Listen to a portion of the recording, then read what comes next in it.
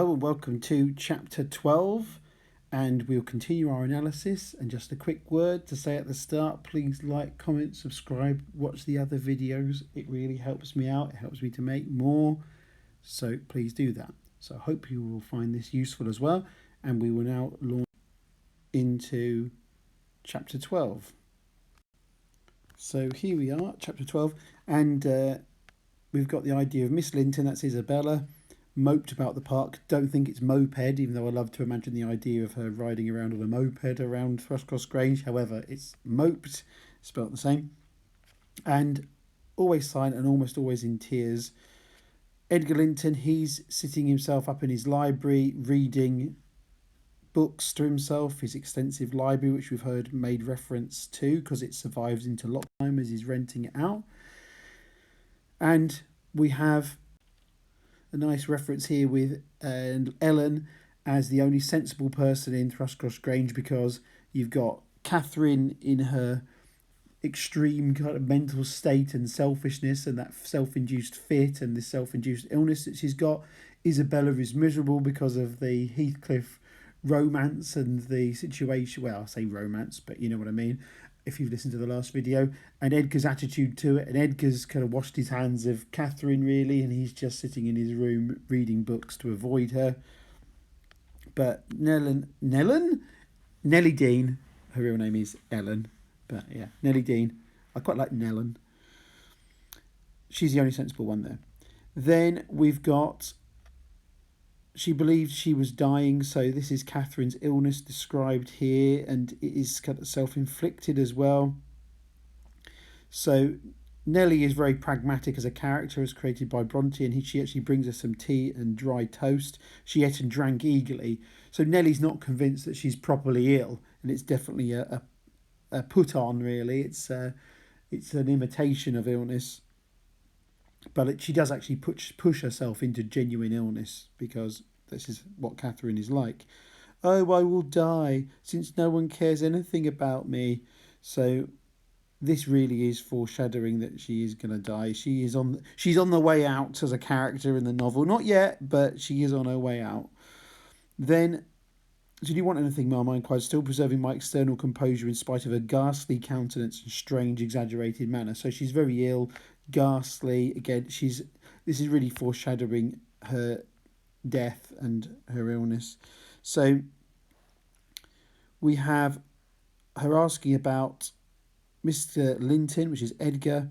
I think although his studies occupy him rather more than they ought, he is continually among his books, since he has no other society. So Edgar Linton has withdrawn himself into reading, just in his room. Well, that's what we believe he's doing, but again, it sounds very much like mental health kind of issues here in Thrushcross. Thrushcross Grange is not a mentally healthy environment to be in right now in this novel. It's not promoting good mental health, is it, as a place? So Edgar Linton probably is, there's definitely something there. He's depressed or something's happening, isn't he? He's definitely in a disturbed state, isn't he? And we have, and I dying, I on the brink of the grave. My God, does he know how I'm altered? So we've got more into attention seeking here and her self-indulgence. Then if it's not too late, as soon as I learn how he feels, I'll choose between these two, either to starve at once, that would be no punishment unless he had a heart, or to recover and leave the country. So again, Catherine's selfishness, Catherine's spitefulness, her self-indulgence, really. The idea is that whatever's going to punish Edgar Linton the most. And how serious she is about these, it depends. It's up to you to see it, really. I think she probably is serious about it. She's so annoying, isn't she? She's so angry at this point. She's so angry. She's so irritating, is what I was thinking of myself. If I were only sure it would kill him, she interrupted, I'll kill myself directly.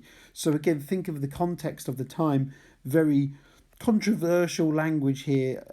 Presumably we can say it's hyperbolic, but again, it's still, you've got a wife talking about her husband here. So it doesn't look good, does it, really? I've been haunted, Nelly. So again, that links to the supernatural theme of the novel as well. I I thought, though everybody hated and despised each other, they could not avoid loving me. How dreary to meet death surrounded by their cold faces. So she's very conceited. She has this high opinion of herself. She thinks everybody adores her. And obviously, remember, Nelly had said that everybody at the Grange, when she just sort of settled there, kind of indulged her in her extreme behaviour. Then we have then offering prayers of thanks to God for restoring peace to his house and going back to his books. What are the name of all that feels has he to do with books when I am dying? So two things there. I think one is the epistrophe. We have that repetition of his books, well, books and books repeated there again for emphasis, and that's what he's doing. Whereas Catherine and Heathcliff actually, but Catherine particularly at this point, she's a very emotional person. She always has been. Edgar Linton, the Lintons are much more cold and dispassionate, and again that's why he's turned to books rather than talking to people or talking about his problems or confronting it. And Catherine's frustration manifests itself in extreme emotional strain there as well. And then the other thing I thought was interesting, offering prayers of thanks for God for restoring peace to this house. I thought this is an interesting juxtaposition in terms of religion. So she talks about Edgar Linton offering prayers of thanks to God, but she goes, in the name of all that feels. She doesn't go for a kind of religious exaltation there. She's going for something which is like pure emotion, and I think that's a deliberate, again, a contrast between Earnshaw's and Linton's and the more emotional, passionate nature that they have. Then she could not bear the notion which I had put into her head of Mr. Linton's philosophical resignation. Tossing about, she increased her feverish bewilderment to madness and tore the pillow with her teeth. Then raising herself in all burning, desired that I would open the window. So you can see, again, all the very kind of exaggerated language here, the verb choices, madness, all the connotations of this. She's tearing the pillow with her teeth, so dynamic verbs here as well. So Catherine is being presented as she's very unstable at this point. Her behaviour is very extreme, and she's angry because Nelly is saying that Edgar is just with his books. Edgar is concerned, actually, but this is... Nelly is trying to mediate, really, between the two in many ways. She's sort of stuck in the middle as a servant. She's trying to do the best by her own master, Edgar Linton, as well. She's trying to do what she thinks is right for the household. But of course, we just get all this reported to us because of Nelly is in a position to tell us about what Edgar's doing and what Catherine's doing as well. So there's nature references. We were in the middle of winter. The wind blew strong from the northeast, and I objected. So opening the window. As a female character in a 19th century novel, the weather is always very dangerous for fragile female characters of that era. They're always presented like that. Then Catherine's childish diversion. So Bronte chooses very... that is childish, I can't say it in any other way, but deliberate connotations here of playing like a child. She's pulling all the feathers out of the pillows, but because of her link to nature, she can identify all the different types of birds from the feathers. So there's a turkeys, wild ducks, pigeons. We have, what else? Moorcock, lapwing, bonny bird, she describes it. That's not a different type of bird, that's a lapwing.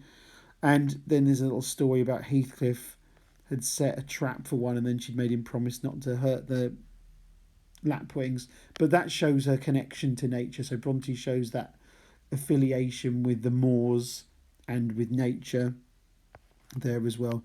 Give over with that baby work. That's my impression of Nelly, my imagined impression of Nelly. And the idea, again, it's really childish. So again, more connotations of childishness. The down is flying about like snow, so there's a simile there that suggests nature as well, and also the cold winter as well. Catherine has these delusions as well with her illness. She's got in this delusion. This bed is the fairy cave under Penistone Crag, and you are gathering elf bolts to hurt our heifers. So elf bolts are like spells, effectively. So this links to ideas about the supernatural. She's having this fantasy that Nelly is a witch and she's cursing the young cows, and I won't say too much because of YouTube, but you might notice some connotations of Penistone Crag, Fairy Cave. I'm not going to say any more than that because of YouTube, but You can join the dots yourselves. I think Bronte is making some deliberate connotations with that, but anyway, particularly later on in the novel, but it's mentioned here as well. It's mentioned later on too. Then she's got the vision of there being effectively like a black mass really happening, like a dark magic ritual up at Penistone Crag. And you've got she says, 2 candles on the table making the black press shine like jet. So this is all part of this fantasy of witchcraft as well, the idea of Nelly being like a witch.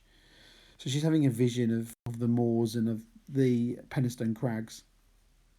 She also has a vision of seeing, don't you see that face? She inquired, gazing earnestly at the mirror. I go, yeah, it's a mirror. But to be fair, Catherine is delusional. She could be putting this all on, quite possibly, but but my impression is that she's driven herself to this delusional state. And it fits in with 19th century ideas about women and how they're depicted and the extremity of emotion that could occur there as well. So then, and I say what I could, I was incapable of making her comprehend it to her own, so I rose and covered it with a shawl. So there's a little bit of a theme of fantasy versus reality, and Nelly as a character represents that kind of pragmatism of a country servant. And you've got Mrs. Linton, actually she's Mrs. Linton, but Catherine is indulging in these fantasies. Oh, Nelly, the room is haunted. I'm afraid of being alone. So, yeah, supernatural theme there. For Celestia shudders convulse her thrones, and she would keep straining her gaze towards the glass. That means the mirror. There's nobody here. It was yourself, Mrs. Linton. You knew it a while ago. Myself, she gasped, and the clock is striking 12. It's true, then. That's dreadful. So this is obviously some kind of folklore reference to the idea of having a vision of herself as a ghost, and then it's foreshadowing in her own death. It's all portending her own death, but in literary terms it is meant to be foreshadowing her death as well. That is the glass, the mirror, Mrs. Linton. You see yourself in it, and there I am too, by your side. So again, the pragmatic reality versus the self-indulgent fantasy. Because I'm weak, my brain got confused and I screamed unconsciously. So she had this vision that she was at Wuthering Heights. And if I were in my own bed in the old house, she went on bitterly, wringing her hands. I think this is, again, Bronte is deliberately making an anaphoric reference, which means referring back to something on in the text, which is actually later on in the timeline of what we're being told here happened. But of course, Lockwood's vision of Catherine as a ghost, and so it all connects. So the past and future are all being connected here by Bronte in the novel as well. So she does open the window for Catherine, and she really wants that. There's a sense of, again, fantasy versus reality, because Nelly can say what the actual days have been passing, and Catherine has no real sense of time. She doesn't really realise. But again, here's more of this connection. I was enclosed in the oak-panelled bed at home. This is recalling Lockwood's ghostly experience, which is in the future of this part of the narrative, but it's also in the past of the narrative that we've read. I know it's very confusing. So that continues that, and the next quotation was doing that as well. Then, oh, I'm burning. I wish I were out of doors. I wish I were a girl again, half savage and hardy and free, and laughing at injuries, not maddening under them. So again, I think this foreshadows the ghost idea as well. Even though the Lockwood experience of the ghost could have been a dream, it could have been, it may not have been supernatural at all, but I think it's implied. I think it's meant to be, personally. But you can disagree with me. You can disagree with anything I'm saying. That's all good. Put a comment in and talk about it. You're welcome to. Then, so Catherine has a connection with nature. That's why she wants the window open. And again, we've said about Victorian female characters. Oh no, the window's open. She's going to get cold and then, oh no, dead. And so, spoiler alert, you can guess where this is all going anyway. Then, you won't give me a chance of life, you mean, she said. However, I'm not helpless yet. I'll open it myself. So for Catherine, the moors and nature is her life. That's her, kind of gives her a life force. She has this fantasy that she can see lights at Wuthering Heights shining, even though you can't see them from Thrushcross Grange. And she talks about walking near the church. That's Gimmerton Kirk is the church. We've braved its ghosts often together and dared each other to stand among the graves and ask them to come. So this is a memory of her time with Heathcliff and walking graves, and again invoking the supernatural there. So again, Bronte continuing that theme. There's a lot of it here because the shadow of death is hanging over Catherine as a character here. Then Edgar Linton does actually eventually come in and see her. He's come out through his library. The haggardness of Mrs. Linton's appearance smote him speechless, and he can only glance from her to me in horrified astonishment. So again, this is foreshadowing her death. As I know I'm repeating myself a bit with this one. Then Catherine's attitude, but they can't keep me from my narrow home out yonder, my resting place where I'm bound before spring is over. Foreshadowing. There it is, not among the Lintons, mind, under the chapel roof, but in the open air with a headstone. She doesn't want to be buried in the Linton family chapel. She wants to be buried in the earth so she can have that connection, that spiritual connection with nature. Am I nothing to you any more? Do you love that wretch Heath? Hush. So again, we've got all that tension. We've got this love triangle, effectively, that Bronte's created. I don't want you, Edgar. I'm past wanting you. Return to your books. I'm glad you possess a consolation, for all you had in me is gone. So do you remember when Bronte had Catherine describe how her love for Edgar is like the foliage in the woods? Well, now we've seen that. She's lost complete interest in him at all. It was very ephemeral, the love that she had for him. Then you have Nelly has to defend herself against Edgar Linton as well, because he's annoyed with how he thinks he's been hiding from how bad Catherine actually was, but she didn't want to upset him. I perform the duty of a faithful servant in telling you, and I've got a faithful servant's wages. It'll teach me to be careful next time. Next time you may gather intelligence for yourself. The next time you bring a tale to me, you shall quit my service, Ellen Dean, he replied. So Nelly really stuck in the middle of it and very dependent on these wealthy individuals for her own livelihood. So Catherine sees that Nelly has played traitor, she exclaimed passionately. Nelly is my hidden enemy, you witch. So you do seek elf bolts to hurt us. Let me go and I'll make her rue. I'll make her howl a recantation. So there's definitely connotations here of witchcraft then as well, fitting in with the supernatural theme. But Nelly is stuck in the middle here. But remember, she is an unreliable narrator herself. So this could be, again, Bronte constructs the character to create more sympathy for her in this situation. She makes Catherine look more self-indulgent. Maybe she's making Edgar Linton look more ineffectual. So there's loads of things with it. So, bear that in mind as we're looking to it. So Nelly has no hesitation in getting out of there effectively. She just leaves the house temporarily. But then she sees, I saw something white moved irregularly, hanging up on a hook, evidently by another evidently by another agent than the wind. Notwithstanding my hurry, I stayed to examine it, lest ever after I should have the conviction impressed on my imagination that it was a creature of the other world. So more supernatural connotations. I know I'm repeating myself here, but she thinks maybe she's seeing some kind of supernatural creature, but it's not. It's Miss Isabella's Springer, Fanny, suspended by a handkerchief and nearly at its last gasp. You have to be careful how you construct sentences referring to Isabella's pet dog, Fanny. Again, yeah, even that actually is fraught with danger as well. But that's a very popular name of the era as well. But Heathcliff's done this, so it's not actually dead because Nelly rescues it, but it almost was dead. It was near its last gasp. Yeah, and nearly at its last gasp. Something's happened, you see. Something interesting has happened here. Then she goes to get Dr. Kenneth. Dr. Kenneth, or I could refer to him as Mr. Kenneth. He is the doctor. The master will inform you, I answer, but you are acquainted with the Earnshaw's violent dispositions, and Mrs. Linton caps them all. She's gone to get medical assistance from Kenneth. Kenny Boy. It's his surname. I don't know what his surname is. Don't know what his first name is, sorry. Does Miss Linton turn a cold shoulder on him, was the doctor's next question. I'm not in her confidence. So what's happened here is we've got Heathcliff is visiting Miss Linton. It turns out, this is Isabella, she and Heathcliff were walking in the plantation at the back of your house above 2 hours. This is what Kenneth says. And he pressed her not to go in again, but just mount his horse and away with him. So, scandalously, Heathcliff and Isabella appear to have run off together. They're going to be eloping. So there's a big emergency here. So that's why Nelly runs back. I outstripped Kenneth and ran most of the way back. So the little doggy is barking there.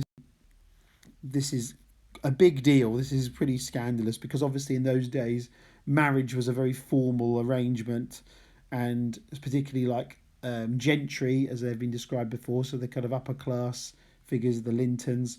And Heathcliff, obviously, he's a man of money, he's a gentleman, and he seems to be educated as well, but he's probably far less than the ideal choice that Edgar, as the man of the house, would be able to choose for Isabella.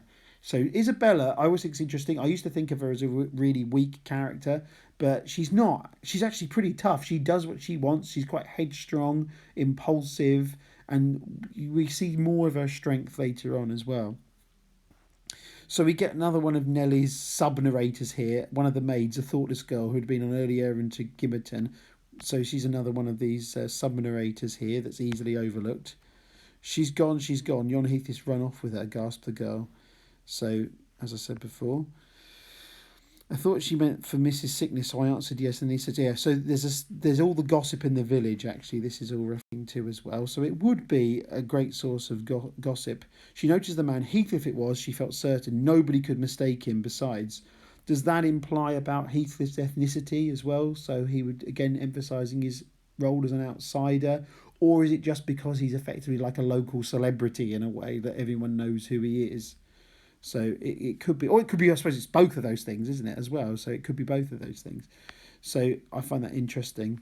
Then we have Edgar's reaction when he finds out about Isabella running off with him. She went of her own accord, answered the master. She had a right to go if she pleased. Trouble me no more about her. Hereafter she is only my sister in name, not because I disown her, but because she has disowned me. So you've got a bit of chiasmus there, actually.